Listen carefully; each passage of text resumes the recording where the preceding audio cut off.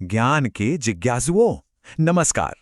आज हम एक ऐसी जड़ी बूटी की कहानी में उतरेंगे जो दिखती तो बहुत साधारण है, लेकिन जिसकी शक्तियां असाधारण हैं। बिल्कुल सही कहा आचार्य। आज हम बात करेंगे मंडूकपर्णी की, जिसे विज्ञान की भाषा में सेंटेला एशियाटिका कहते हैं।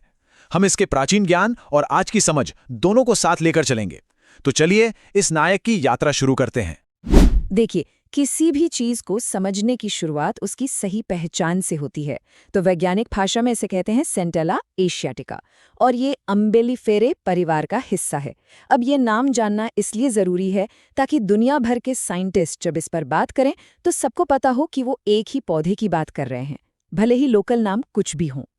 तो सबसे पहला सवाल, ये नायक है कौन? इसका एक नहीं कई नाम है, और मजे की बात यह है कि इसका हर नाम इसकी एक खूबी या इसकी कहानी बताता है। जरा इसकी पत्तियों पर गौर कीजिए। अरे ये तो बिल्कुल मेंढक के पैरों जैसी दिखती हैं, है ना? इसीलिए तो हमारे पूर्वजों ने इसका नाम रखा मंडूकपर्णी। मंडूक यानी मेंढक और पर्ण यानी पत्ता। कितना सरल और कितना सच्चा नाम है। जुड़ा एक और नाम है मांडूकी। अब इसके दो मतलब हो सकते हैं। एक तो ये कि जैसे मेंढक पानी के पास रहता है, वैसे ही ये जड़ी बूटी भी नम और दलदली जगहों पर ही फलती फूलती है। या ये भी तो हो सकता है कि किसी महान मंडूक नाम के ऋषि ने इसकी शक्तियों को सबसे पहले पहचाना हो। देखिए, नामों में ही कितना इतिहास छिपा है।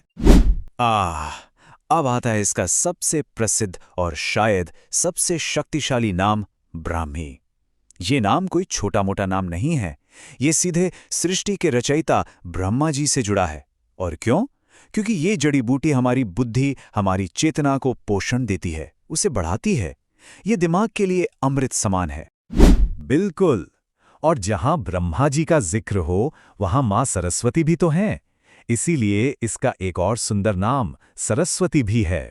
सोचकर देखिए, जैसे मां सरस्वती ज्ञान की नदी बहाती हैं, ठीक वैसे ही ये बूटी हमारे दिमाग के सारे रास्ते खोल देती है, ताकि ज्ञान की धारा बिना रुके एकदम साफ साफ बहे। तो नाम तो हमने जान लिए, बड़े ही गौरवशाली नाम हैं। अब चलिए जरा इसे अपनी कल्पना में उतारते हैं, देखते हैं कि असल में ये दिखता कैसा है। तो सोचिए, आप किसी नदी या तालाब के किनारे हैं और वहां जमीन पर एक हरी चादर से बिछी है। ये वही है। इसके तने देखिए, जमीन पर फैलते जाते हैं और हर गांठ से जड़ें निकलकर जमीन को पकड़ लेती हैं।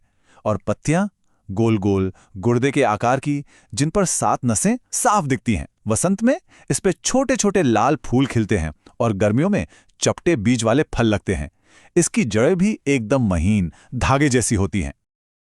और सबसे अच्छी बात क्या है जानते हैं? ये कोई दुर्लभ जड़ी बूटी नहीं है जो ऊंचे ऊंचे पहाड़ों की चोटियों पर मिले। नहीं, ये तो हमारे आसपास ही है। पूरे भारत और श्रीलंका में जहां भी पानी का स्रोत है, नदी तालाब है, वहां ये आपको आराम से मिल जाएगी।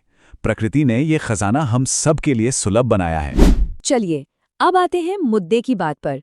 इसकी असली शक्ति का स्रोत क्या है? देखिए, किसी भी पौधे की जो ताकत होती है ना, वो उसके अंदर मौजूद केमिकल्स में छिपी होती है।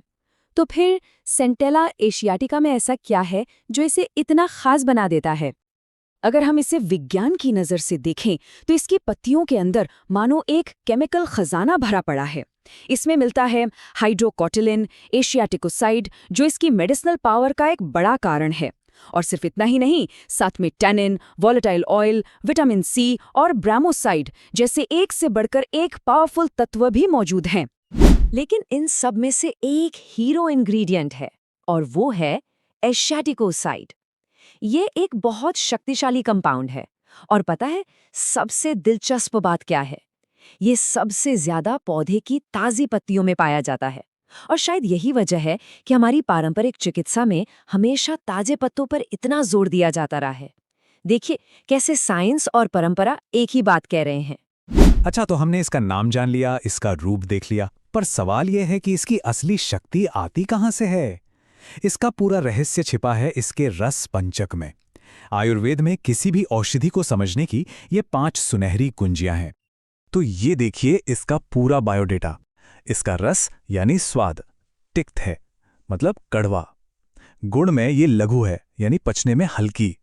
वीर्य इसका शीत है, मतलब इसकी तासीर ठंडी है। और विपाक यानी पचने के बाद जो शरीर पर असर होता है वो है मधुर, मीठा। और इन सबसे ऊपर है इसका प्रभाव, जो कि मेध्य है, यानी सीधे सीधे दिमाग पर असर करने वाला, बुद्धि को बढ़ाने वाला। यही इसका सुपर पावर है। तो अब जब हमें इसकी शक्तियों का राज पता चल गया है, तो देखते हैं कि ये शरीर के अंदर जाकर क्या क्या कमाल करती है। चलिए इस नायक को एक्शन में देखते हैं। सबसे पहले तो ये दोषों पर काम करती है। इसका जो कड़वा स्वाद और ठंडी तासीर है ना, वो शरीर में बढ़े हुए कफ और पित्त दोनों के लिए रामबाण है।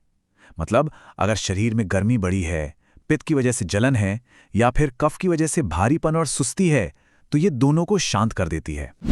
लेकिन इसका असली जादू तो हमारे नाड़ी संस्थान यानी नर्वस सिस्टम पर होता है। आप इसे दिमाग का एक बहुत ही होशियार माली समझ सकते हैं। ये मालिक करता क्या है? सबसे पहले तो ये मेध्य है, मतलब ये दिमाग के लिए एक बेहतरीन टॉनिक है। ये हमारी याददाश्त और चीज़ों को समझने बूझने की शक्ति को बढ़ाता है, और साथ ही ये दिमाग को शांत भी करता है। जो बेचैनी घबराहट होती है उसे कम करता है। इसलिए तो ये विद्यार्थियों और ज्ञानियों का सबसे अच्छा दोस्त है। और ऐसा नहीं है कि ये सिर्फ दिमाग पर ही काम करती है। अरे नहीं, ये तो पूरे शरीर का ख्याल रखती है। पाचन तंत्र में ये हमारी जठराग्नि को बढ़ाती है, मतलब भूख लगाती है। हृदय के लिए भी ये एक टॉनिक है, दिल को मजबूत करती है और सूजन घटाती है। श्वसन तंत्र में ये खांसी ठीक करती है और गले को, आवाज को साफ करती है। त्वचा के लिए तो ये कमाल है, खून साफ करती है, घाव भरती है। और तो और ये वयास्थापन भी है, यानी उम्र बढ़ने की प्रक्रिया को धीमा करती है, शरीर को जवान बनाए रखती है।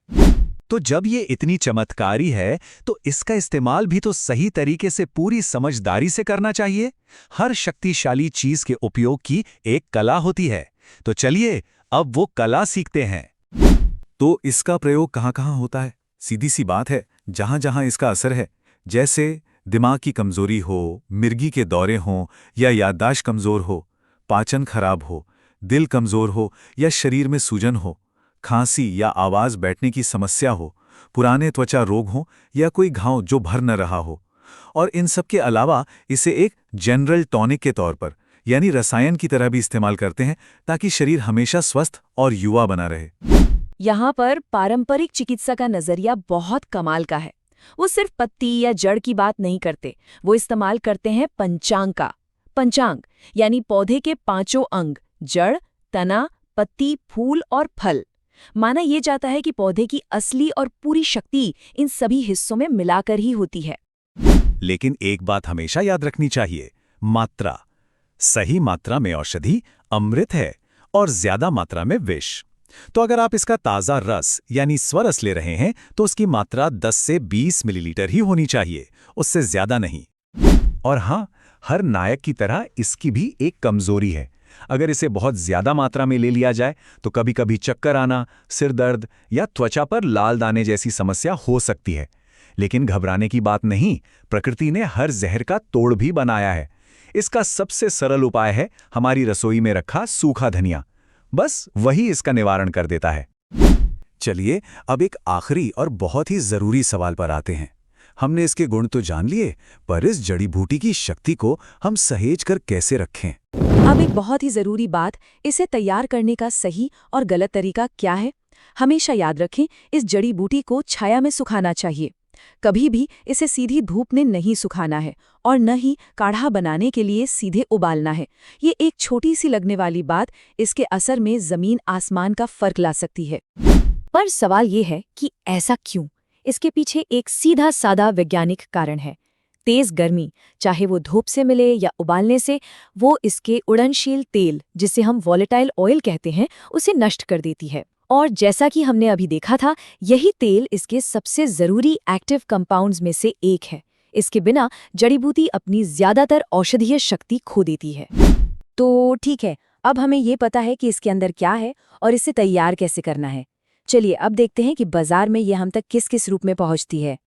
बाजार में ये हमें कई शक्लों में मिल जाती हैं, जैसे ब्राह्मी पानक, जो एक तरह का सिरप है, या ब्राह्मी तेल, जिसे बालों और त्वचा के लिए इस्तेमाल किया जाता है।